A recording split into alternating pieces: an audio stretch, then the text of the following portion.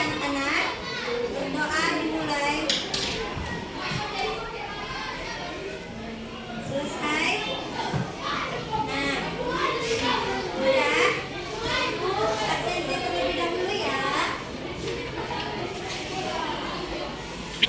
Asifah Zahra, hadir Bu. Renurino Siregar,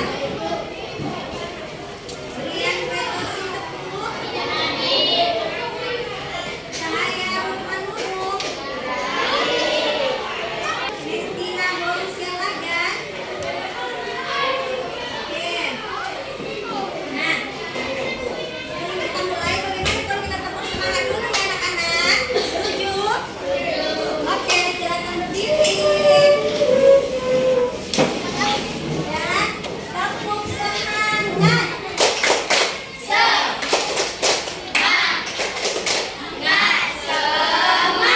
Bagus, betul. Silakan duduk anak-anak. Buka bukunya ya, dibuka bukunya.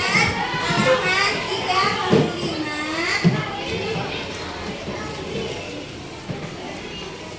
Halaman 35 ya, tentang peristiwa lahirnya Pancasila.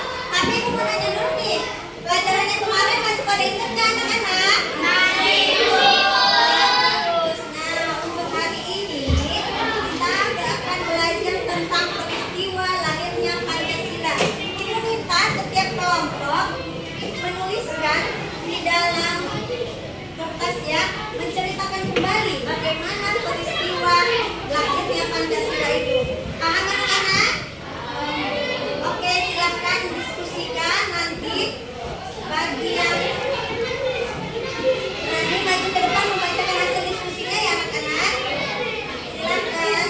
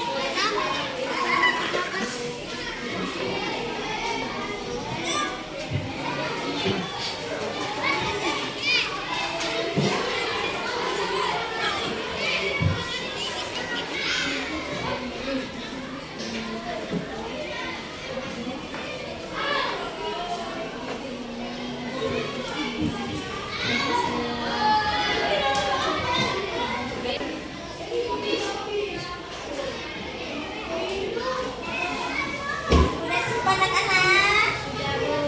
Ada yang maju ke depan membacakan hasil diskusinya, silakan. Dengarkan ya anak-anak, tolong disimak. Ini tentang bagaimana sejarah lahirnya Pancasila ya. Caranya ya nak. Silakan.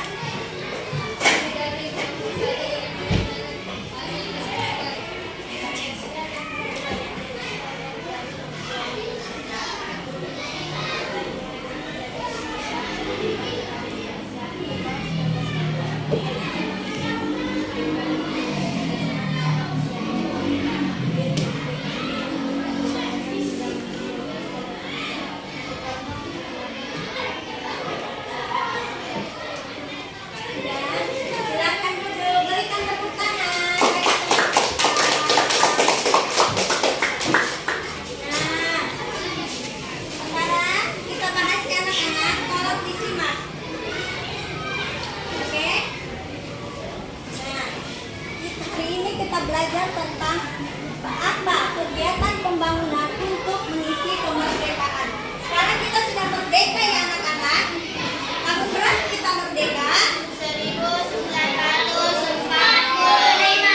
Bagus. Nah, untuk mengisi kemerdekaan kita itu memerlukan kegiatan pembangunan, di mana pembangunan merupakan suatu proses yang dilakukan oleh manusia untuk memperbaiki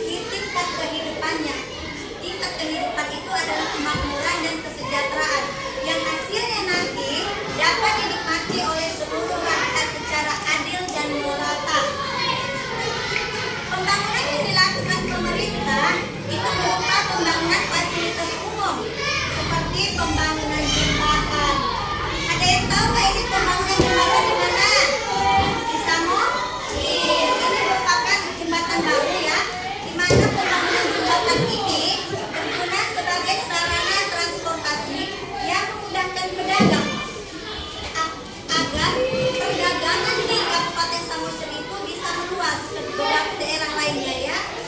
Kemudian kalau yang ini merupakan pembangunan bendungan yang ada di Sigura-gura Kabupaten Asahan. Apa guna bendungan ini anak-anak?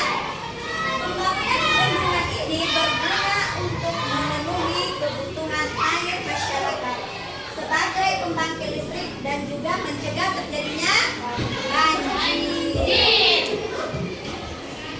Oke. Sejarah lahirnya Pancasila seperti yang dijelaskan teman kita tadi itu merupakan hasil dari sidang pertama BPU PKI, di mana ada 3 tokoh yang mengajukan pendapat tentang dasar negara. Ada siapa? Ada Muhammad Yamin, Profesor Dr. Sutomo, dan Insinyur Soekarno. Setiap tanggal 1 ini ditetapkan sebagai hari lahir Pancasila, di mana 5 asas yang dikemukakan oleh Insinyur Soekarno.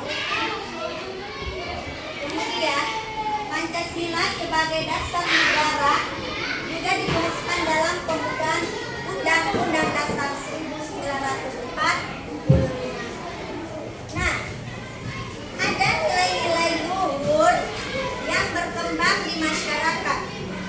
Pancasila memiliki beberapa fungsi dan kedudukan dalam masyarakat Indonesia, yaitu Pancasila sebagai dasar negara, Pancasila sebagai pandangan hidup, dan Pancasila sebagai kepribadian bangsa.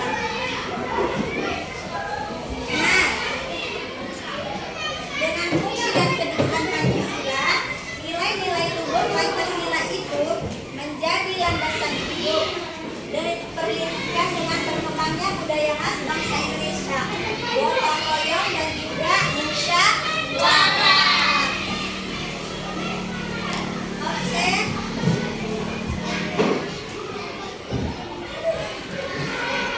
Selanjutnya, cara menyikapi perbedaan dan keberagaman di sekolah, menerima perbedaan pendapat teman saat diskusi, tidak mengecilkan teman yang memiliki kebiasaan tertentu, menjenguk teman yang sakit, dan meminjamkan peralatan sekolah kepada teman. Oke. Selanjutnya, Ibu ada LKPD ya anak-anak. Tolong dikerjakan secara berkelompok yang terdiri dari 3 sampai 4 orang. Nanti yang udah selesai, hasilnya bisa dibacakan ke depan ya. Dikerjakan ya anak-anak.